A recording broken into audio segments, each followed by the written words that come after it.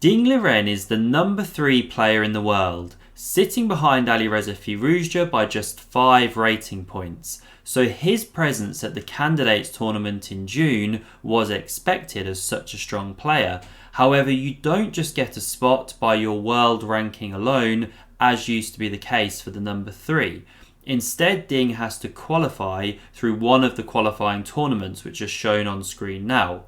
And the only 2 remaining spots up for grabs are being decided in the FIDE Grand Prix events being played this year. There are 3 of them. Now, Ding was due to be playing, but because of visa issues, he couldn't actually play in these events, and so he's no longer going to qualify, which is a tragedy in itself. And it's a real shame because Firouzja versus Ding Liren would have been an awesome matchup. They had such great battles last year and the year before, and it's one of these battles that I want to show you today. Unfortunately, it's the matchup in the candidates which we'll never see, but hey, we can enjoy this game to see this great battle of the past.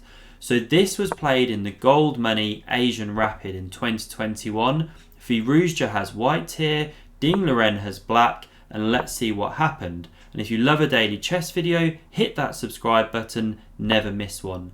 Okay, so we have this London system on the board here with bishop to f4. Now we had pawn to c5 from Ding. We had pawn e3, pawn to e6, knight b to d2, and now the queen comes out to b6, pressuring this b2 pawn. Firouzja defends it with rook to b1. There are some gambit lines there, but he covers the pawn. We had bishop to d6 now, and here Firouzja takes the opportunity to take the pawn on c5 now that that bishop has developed, and he's trying to win tempos here, as we'll see. So Ding recaptures with the queen, but it walks into this pawn to b4 move. Really exciting stuff from Firouzja, chucking those queenside pawns and looking for this initiative. So the queen dropped back, the bishops got exchanged, and here's the follow-up, pawn to c4. Quick play there. Castles came from black, and now you don't really want to go pawn to c5. Black can simply drop the queen back and is soon going to set up the big centre with pawn to e5. So instead of this, Firouzja carried on his development with bishop to e2. We had pawn to b6 now, so whilst this tension remains here, black decides to develop the bishop in this manner. Now Firouzja resolves that central tension, and the reason he does this is that after knight recaptures, he plonks this knight on c4, again looking to build up an initiative with tempos against the black queen. It drops back to e7, the queen came to b3 here holding this pawn, and now bishop to b7 continued the development. We had castles from white, knight to d7, the knight centralised to d4, and depending how black plays now, it does clear f3 for the bishop. So say for example you go knight f6, not the strongest move. Well, now bishop f3, it starts to all look quite nice for white, small edge. But Ding's better than that. You know, he doesn't commit this knight to f6, instead he plays pawn to a6, because oftentimes he wants to kick this knight with pawn to b5. That clears the e5 square, and then this knight can land more aggressively there.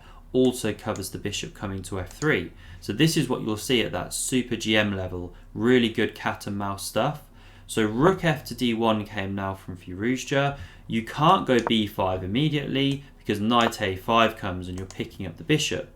So that's why instead we had rook a to c8 here, clearing the a8 square for the bishop, preparing b5 to meet knight a5 with bishop a8. Also, it's a nice move, of course, bringing the rook here.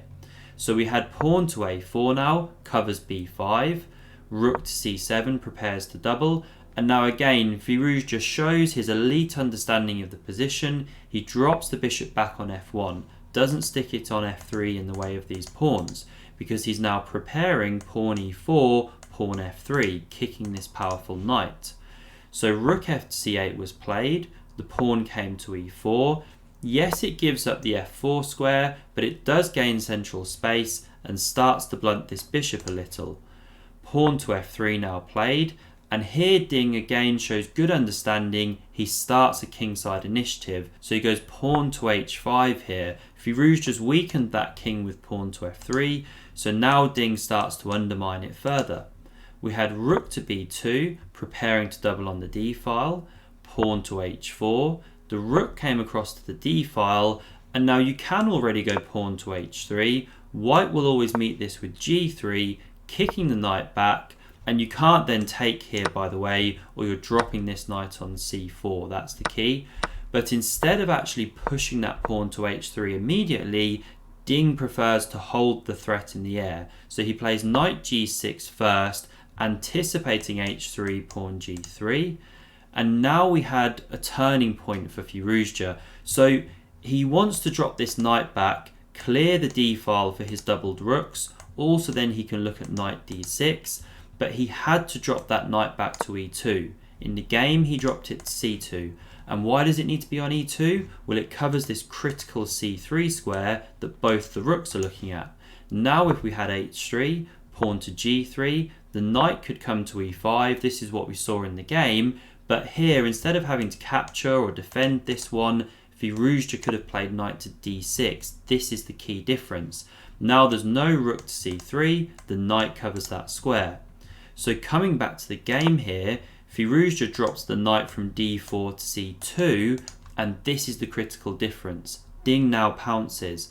So he plays this pawn h3 move. We had g3, knight d to e5, and now you can't go knight d6, or we're being met with rook c3, and there's massive tactical issues because that queen was holding the f3 pawn. I won't go through all of the lines here, but you don't have time to capture this rook on c8 here, thinking, okay, you take me, I'll take you with check. Instead, black doesn't take the queen, but takes here with check, say king h1, then the queen can come to f6. It's no longer attacked, the white queen is attacked, and say you drop back to b2 or b1, it doesn't really matter. The knight's taking on d2, the bishop's crashing through along here. It's just curtains for white. So Firouzja saw all this. He didn't play knight d6 here. Instead, he brought the other knight to a3, defending its brother. Now we had this queen to f6 move, more pressure here. Firouzja correctly assessed that he shouldn't go pawn to f4 here. The problem is you're weakening the king further. e4 is really weak for the bishop after that, so instead he defends that pawn with rook to f2. And now Ding sees the initiative further. An excellent move. He played pawn to b5. That idea that's been in the air for so long. Now this is a pawn sacrifice, because after captures, pawn captures, Firouzja took here first, the knight took back, and now he picked up on b5, winning a pawn. But what Ding gets in return for this is this rook c1 move. Really powerful, and the white pieces are actually kind of paralysed here. You know, the rook's holding the pawn, it's hard for the bishop to come into the game. This queen's actually holding the rook, so the queen can't move away. Now Firouzja captured here. If you try something like, say, knight to d6, well, the problem now is that we're coming into this c3 square. That knight from b5, it holds this square. So you really can't do much. Firouzja's forced to capture here. The rook took back, but now there's a lot of threats against the king on the back rank, on the g2 square, the knights, the queen, the bishop, all the pieces are playing. So we had knight d6 now, hits the bishop, and now great tactical awareness from Ding. He doesn't go bishop to c6, then you're running into b5. He doesn't go bishop to a8, then you're running into queen a3, double attack here. There is actually some craziness with rook to a1 in this position. You can't capture or you run into this check. But without going down all of those lines, after rook a1, you could go queen c3. Basically, white is getting a bit back into the game. Ding recognised all this, so instead of moving the bishop, he just defends it with the queen. Now he's also hitting the knight, so best actually was to take this bishop, but Firouzja goes rook to d2. This is a rapid play game, remember, the players are low on time, and this is actually a decisive mistake. If you want to pause and find the best move, then please do so. So the move here is bishop to a6.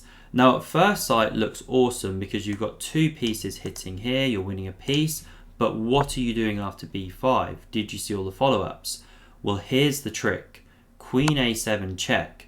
So the king can't move away, or we take here and we're mating, and that's why the rook had to block, which is what we saw, and then queen b6 was this beautiful follow-up, pinning this pawn to the queen. So Firouzja moved that queen away, but now the c2 square has been vacated. So Ding slid up the rook, he hits this one twice, checkmate is coming, it's unavoidable. Here Firouzja threw in the towel.